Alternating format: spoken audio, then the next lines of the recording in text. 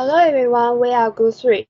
There are Summer, Jill, Bonnie, Sydney, Celia, Phoenix, and I, Joanne, in our group. Today we are going to talk about The Apprentice Season 1, Episode 3 and 6. This is our outline. I'm in charge of introduction, Summer is in charge of positive analysis of EP3, and Jill will do the negative analysis part. For EP6, Bonnie will do the positive analysis and Sydney will do the negative analysis. And last, Celia will do the conclusion for this presentation. Phoenix organized the PPT. Okay, now let me introduce the candidates first. In week 3, candidates were divided by their gender. Girls one team and boys one team. Girls name their team Protege Cooperation. Boys name their team Versacore.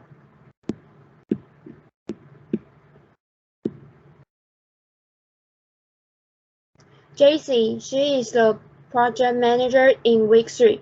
She had only a high school diploma, but she owns a marketing firm.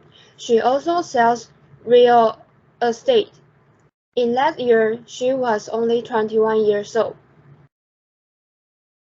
Amy, she has an MBA, and she is an account manager in a high-tech industry. Oromosa, she grew up in the project, but she was working in the White House for 4 years and worked as a political consultant. Christy, she owns a restaurant and investment properties. Katrina, she only 23 years old, but she ranking in the top 3% of realtors nationwide. Erica said that she learned the ropes from a pizzeria. She is a marketing manager of international cosmetic. Heidi is a senior executive for one of the largest telecommunications companies in the world.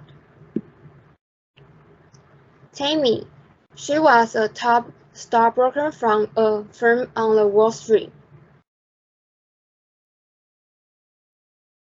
Sam is the project manager in week 3. He was director of business development for an internet company that he co-founded.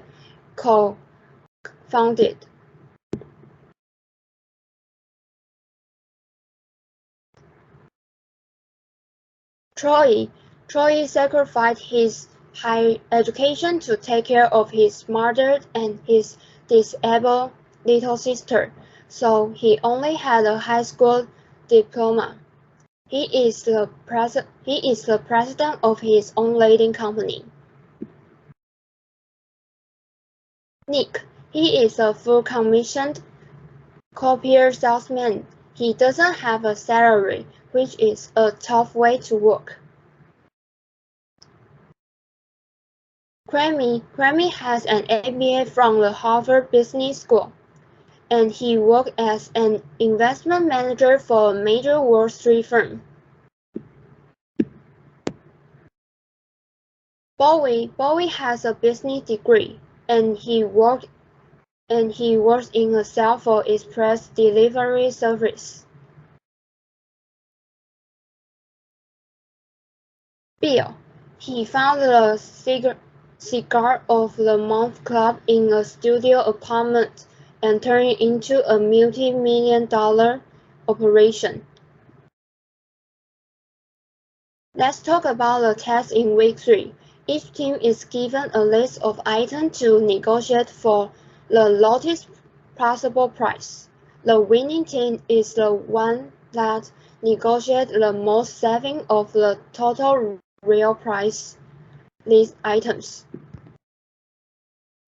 1 ounce 24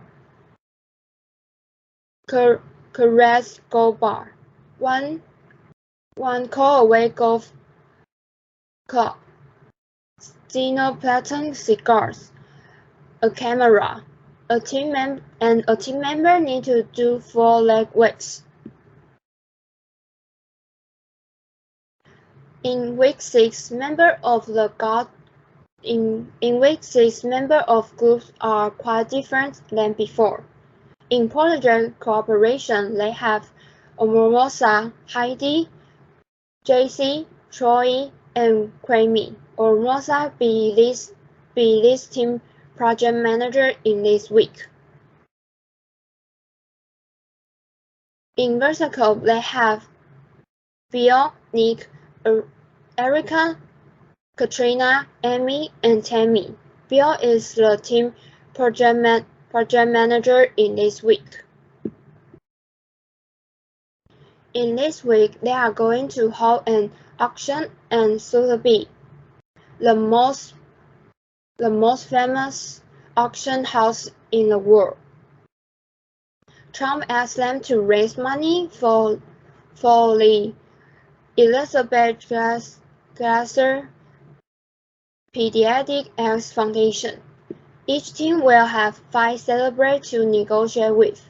They are going to use this celebrity and figure out how to raise money and come up with a personal experience for each celebrity to be auctioned off the highest bidder.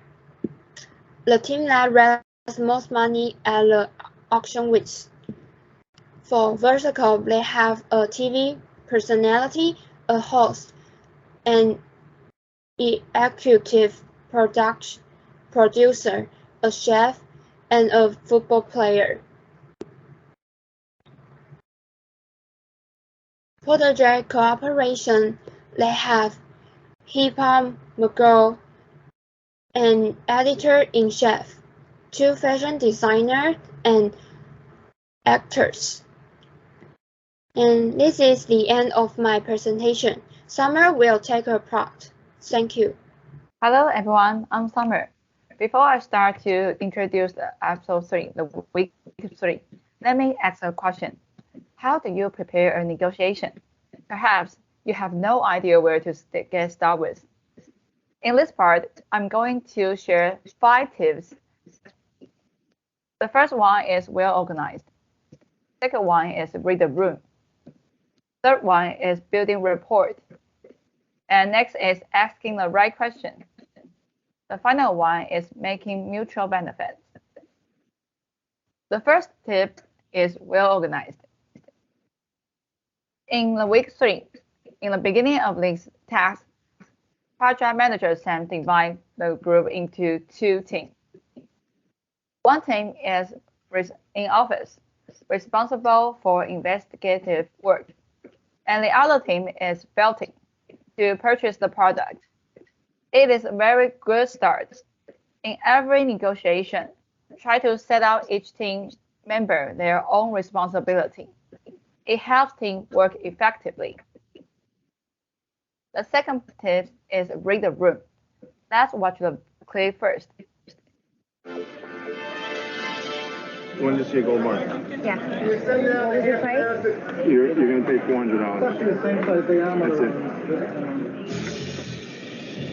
When the girls and I went in to see Michael, who owned the jewelry store, he was very tough in the beginning, but I saw right through him. I like you, and I want this gold Swiss bar from you. I know you do. You know what? I almost want to say yes so you guys can leave. Michael. As you can see, Michael, the seller, was tough at the beginning, but Hattie just knew that price can be lower.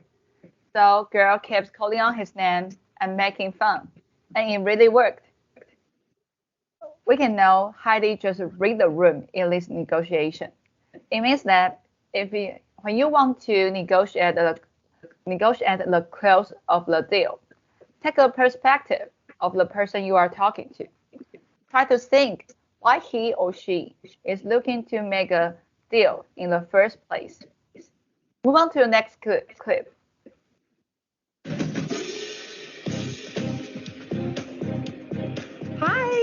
are you? Yuki? Yeah, they're very firm price. Why is it expensive?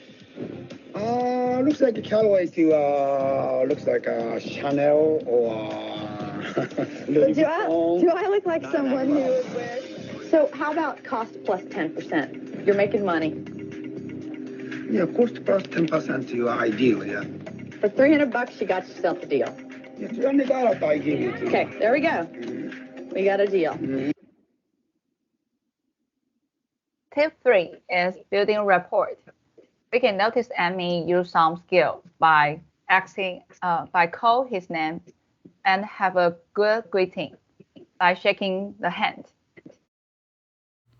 No matter how prepared you are or how carefully you observe the situation, you need to use people skills. It does give you more chance to get the deal. The next tip is asking the right question. When you think about asking questions, you usually focus on getting information from the person you are talking with. However, it is also important to ask questions that allow you to evaluate the goal you want to achieve. As you can see, many use the question to know the brand of product and let him know her budget is quite limited. So all questions help Amy getting close to the deal. Last but not least, the final tip is making mutual benefits. A negotiation should never be unfair or negative. In this case, Amy suggests that the price can plus 10%. Not only Amy get a discount, but the seller can make money.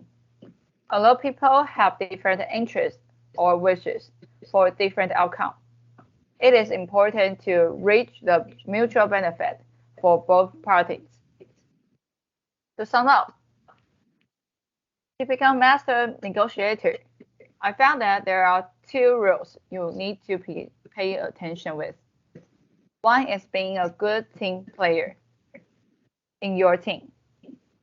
You must take well-organized preparation. Learn to read the room. It means that be sensitive and perspective, and practicing asking the right question. It is the most important key to making your negotiation successfully.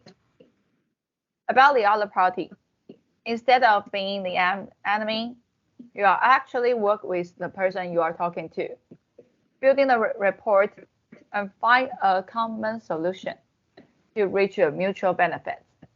It is all my part. Thank you. Next one, we welcome Jill. Hello, my name is Jill. Today I'm going to talk about the failure part for 4 points in negotiation, including talk without draft, over-individualist, without confirm, and not well prepared. Okay, let's get started with the first episode. Paid the price for squid. If I can keep the ladies on time, then we'll be doing great. Would you sell us 5 pounds of dirty, yucky, bloody calamari for $10? Hey, Christy! Yes, you. Oh, wait, would you show him your stomach and how hungry you are? What do we need? Just a few extra dollars. Show them your hungry tummy. He's so hungry. Whatever, that's cheap already. Is that? Are you sure? Because we only have $9. No, we only have $9.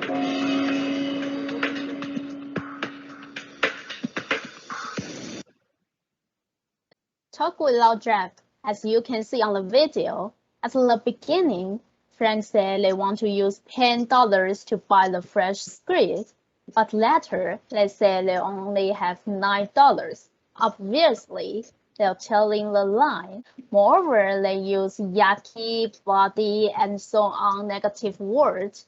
And I think they fail to get discount is because they talk without draft and use negative words. Okay, let's move on to the next episode. After 11:30 today.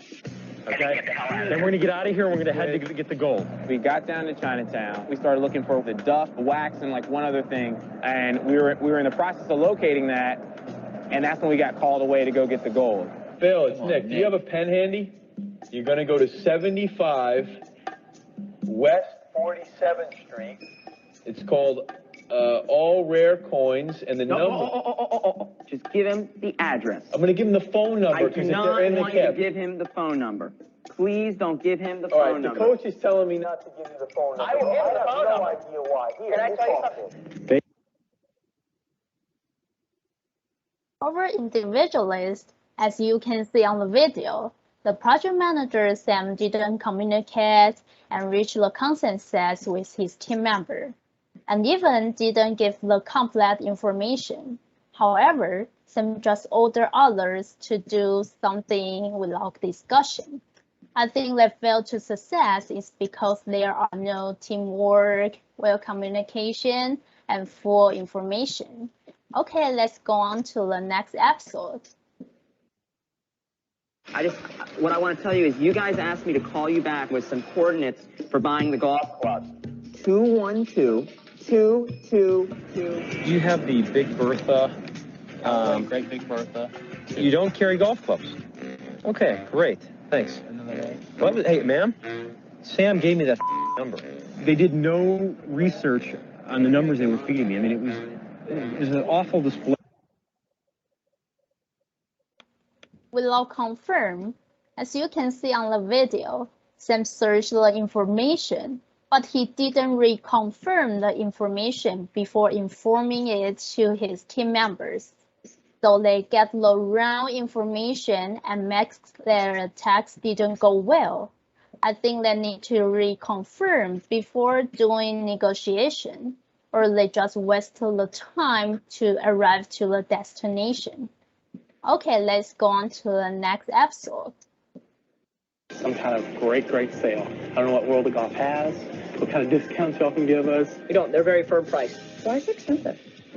Looks like a Callaway to, looks like a Chanel or, But do I look like someone who would wear Chanel? If I was in here a lot, would we get some kind of discount? Perhaps. So we can. There is some way we can possibly get some kind of discount coming to us without a doubt. Not on that club. Not well prepared, as you can see on the video, they're eager to draw a conclusion. When the seller says their price is the lowest price they can offer, actually, the team member didn't know the market price was golf because they totally do the research before doing negotiation. They even don't know how much they can bargain. That's why they didn't get the discount. Or maybe I think they didn't have enough time to do the research, so they always go into the high-level stores and hard to get discount. In conclusion, I want to point out that if you have well prepared, show honest, teamwork in negotiation, you will be success. Okay, let's welcome the next presenter. Thank you. Good afternoon, everyone. I'm Bonnie. Today, I'm going to introduce the positive analysis of episode 6, week 1. So, what can we learn from episode 6? In my opinion, Troy set a really good example for everyone. There are 4 positive examples in the videos. The first one is he has high EQ. Second one is he has great ice-breaking strategy. The third one is he applies self-deprecating. The fourth one is he walks in others' shoes. So let's take a look at the first one. In this episode, Troy wasn't angry that everyone was laughing at his accent, but also self-deprecating about his accent. He showed his high EQ. I think a high EQ personality is important. It also means more than just the ability to understand others. It also refers to your willingness to spend time thinking and asking questions about them. Maintaining a curious and open-minded outlook makes it easier to connect to the people around you. And let's see the video. You're not self-conscious about your accent, are you? You can make fun of me with my accent. That's all right. Russell basically looked at Troy as if he was from Mars. You know, Russell is an urban guy from Queens, New York, and Troy's accent is great from Montana, Idaho. And so that back and forth was good because it helped us break the ice a little bit. And the second one is his ice-breaking strategy. The most important part is Troy took off his belt because the people with whom they were communicating or negotiating are from the Queen Eye for the straight guy. He has strong insight and keen observation. Troy knew their job was to criticize straight men. He was also self-deprecating again about being from Boise. And that's what he said. A countryside innocent boy who doesn't know how to dress. I mean, I was the version of a prom night to the boys. He using the ice-breaking strategy to make the atmosphere more smooth and cut their eyes about the fashion control, which is the Queen Eye of the straight guys enjoy doing. And now let's see the video. I wanted to have a strategy to warm these guys up. What is their job? Their job is to critique straight men. You can't have a straighter man than a country kid from Boise, Idaho. I simply took my belt off and I stuffed it into my bag. Very nice to meet you. Nice to meet you. Yes. What is the belt situation? None. You might as well be naked if you have no belt on. A country innocent boy who doesn't know how to dress? I mean, I was a virgin on prom night to those kids. And guess what? Once that happened, bam, I was in like Flynn. And finally, walking in others' shoes is Troy's saving grace about Jesse's negotiation with Mizrahi, who is Target's designer. Jesse's bad communicating skills are irritate Mizrahi. He brainstormed a new project immediately when he found that Mizrahi doesn't like the project that Jesse just suggested, and he used a walking his shoes strategy about a preview of the collection catches Mizrahi's eyes right away, as you can see in this picture. And you can see from his face, Mizrahi is really appreciative about his project. And this movement made a successful negotiation. And let's see about the video. Appointed Fashion Week. That's so much work, y'all. That's like a full-time job. Jesse gave her pitch and he kind of looked at us and he was like, no, I'm sorry, I don't like that. And I chose to put one step forward. How about what you do a couple things with your chic ideas. We've got yous and we do a preview of your collection. How about we do a preview. Don't you think that sounds like a lot of fun to get to come to life, to get to see the collection and be snappy?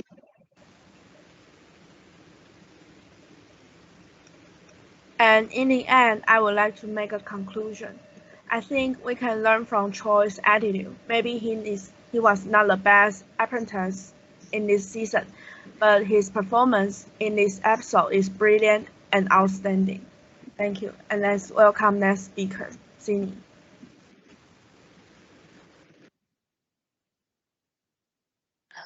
Good afternoon, everyone. My name is Sini, and I'm in charge of the negative analysis of episode 6.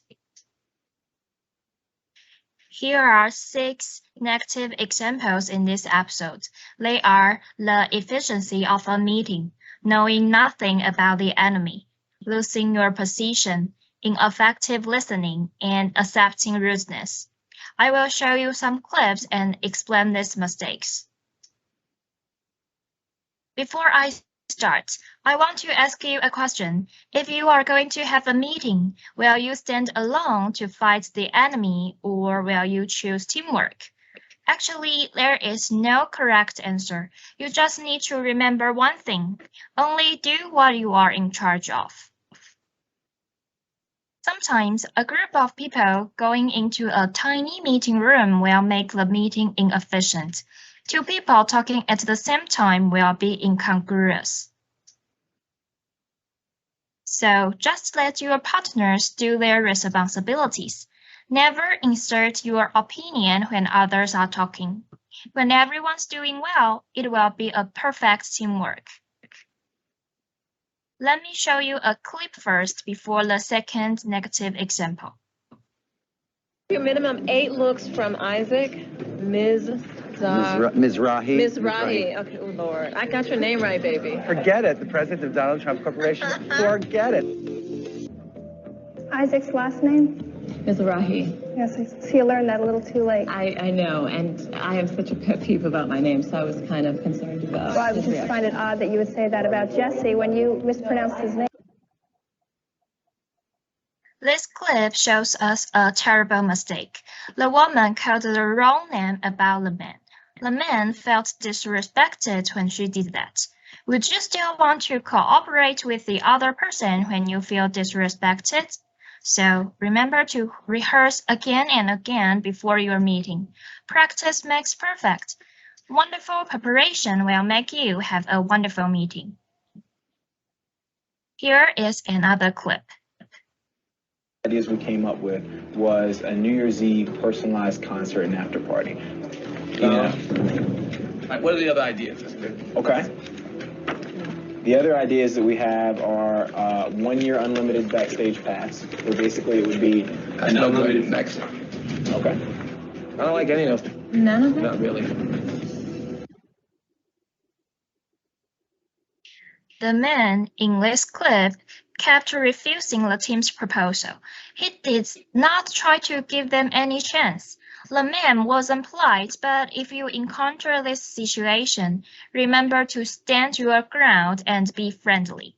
Try to show your enemy how good your opinion is and how sincere you are. Maybe your persuasiveness is wonderful enough to convince him. Let me show you the third clip. Well, it is a great musical experience. It's one of the few when you get all these artists under one roof at one time. They all sing their hit songs. And so, you know Tiger Woods? I know you've yeah. played with him before. I mean, could you guys get like a round together and maybe fill it out with another couple people for a force? What have you been drinking tonight? What are you talking about? That's shooting high. Yeah. I can't get Tiger Woods these days to do my own talk show, not to mention play golf. But he loves golf, and so do you, and so you guys Yeah. just go out and have some fun. Yeah, no, it sounds simple, but he's very busy. It was more like, you know, Carson, we don't really care about you, but we care about who you know. And that's the time that Eric and I just stared at each other and were like... Going back to the golf thing for just a second, like a celebrity and you, so we don't know who this other celebrity is yet. Let's stick to this U100 thing. I think that's good. After the clip, you will see that woman did not respect the man. She keeps interrupting the man's idea. That was rude. No matter who you are talking to, your boss or your subordinates, try to show them your respect. And the second part of the clip was about two co-workers wanting to talk about one thing. That will make people not know what they should listen to. So interposition is definitely forbidden. Here is the final clip. And I will tell you that I haven't always been a fan of Heidi. I haven't always thought that she was professional, nor did she have much class or finesse. But That's in this It's one of the worst compliments I've ever heard. Jesse, why should you not be fired? Because you're choosing someone to represent you ultimately in this. Of course, it's important to win and to accomplish something, but it's also their character behind it. It's very important. Do you think these two people have good character? I think that Heidi has great character. What about Amoroso? I like Amoroso very much. I can't believe that. You're saying you like her, and maybe that's a smart thing to do, but I don't believe you like her. And I don't believe you can like her the way she talked to you either. No. Personally, no. Well, but before you said you did like her. I didn't. I had more respect for her after her becoming a PM. Amoroso, so you're the team leader and you lost. Why should you not be fired? Because you're looking for leadership, and I demonstrated leadership based on the time frame that I was given and the tasks that I was given, as well as the resources that I was given, and the wonderful teammates that I had, and was able to come away with some great donations. And then your team didn't do that well. What do you think, Heidi? Who would you say should be fired? You know what? After being called unclassy and unprofessional, I'm gonna have to go with Amoroso. I wouldn't You're work very for insulting. I wouldn't work for somebody that called me unclassy and unprofessional. I wouldn't do it. Definitely would not do it. That's character. I have to respect somebody that I work with, and I respected her. But after that But comment, don't forget, you both changed your tune a lot You were just saying, oh, you love her. She's wonderful. No, she treated you like a dog. Leader. She treated you both like dogs. All right, it's decision time. Jesse, I think you were overly nice to Omarosa, who treated you terribly. You know, and I don't love that. I mean, I think it's more legitimate for you to fight your team leader after what I saw in terms of the way she treated you. I can almost say the same thing for you, Heidi. I think you're tougher than Jesse. Maybe you've had more experience than Jesse, but I do believe you're a little bit tougher. And I'm not sure that's a bad thing. Omarosa, you were very rude to these two people. How they took it is unbelievable to me, because you were rude. You are rude. I mean, I've seen it. I've seen it. But I have to say that worse than your rudeness was the way Jesse took it. This is a very tough choice. Mr. Trump. Because Omarosa has an attitude. As you can see in this video, never accept any rudeness. Taking others' rudeness will make you look weak. If people don't like you, you need to like yourself and be strong. So when you encounter anything terrible, just try to fight for your dignity. Never let anyone despise you. These are all the points I have observed. If you want to have a smooth meeting, remember to try your best to have an efficient meeting. Before the meeting, knowing deeply about your enemy will never be a bad thing. Third, stand your point and show them how good you are. Also, try to be a polite person with efficient listening. Finally, never take any unreasonable rudeness from others. This is all about my part. Thank you. Let's welcome Celia to finish this report. Hello everyone, I'm Celia. Today I'm going to give a summary of our report. Before that, let's review the 7 do's and not points. In 7 do's, there are ice-breaking strategy, well organized, asking the right questions, making mutual benefits, building reports, show honest, and teamwork. And in 7 not do's, there are inefficiency of meeting, knowing nothing about enemy, losing position, ineffective listening, accepting the rudeness, overly individualist, and not well prepared. And here are the 3 tips for successful negotiation. From left to right, there are managing your relationship, well prepared, and establishing well communication. Okay, the first one is managing your relationship. In many times, a negotiation breaks down because one side feels less, the other wasn't treating them fairly. Keep a cool hand, be respectful, and treat the other people as the way you want to be treated. In this way, not only getting this deal done, also giving you a reputation of a fair deal when the next negotiation comes. Win-win scenario. At any time, people think of a negotiation as a zero-sum game. That means one side wins and one loses. However, a successful negotiator sees a negotiation as an opportunity for both sides to win. The next is well prepared. Determining your objective. That means decide what you want to achieve before you begin. Negotiator also knows what they want before entering a discussion. Also, knowing that you won't going to win every part, decide in advance what parts are important and what parts you are going to concede. Getting information of the other side is the most common requirement when you're starting a discussion. If you know nothing about your enemy, it's easy to break down the deal. The last but not the least, establishing well communication. When negotiating, there can typically be 2 extremes. The first is the moderate or flexible negotiator, who is willing to make concessions, and the other is the rigid or inflexible negotiator, who refuses concessions. The best strategy to avoid these two extremes is to protect negotiators from any exploitation by an unfair adversary, allowing for compromise. During a discussion, it is important, even essential, to make concessions, especially when reaching a point of no return. Offer your opponent a relevant concessions when necessary, and allow for compromise after your original objective. We must seek to build a lasting relationships when we negotiate with our partner. Good negotiations must be an opportunity to secure business in the future between equal partners. This is our presentation today. Thanks for listening.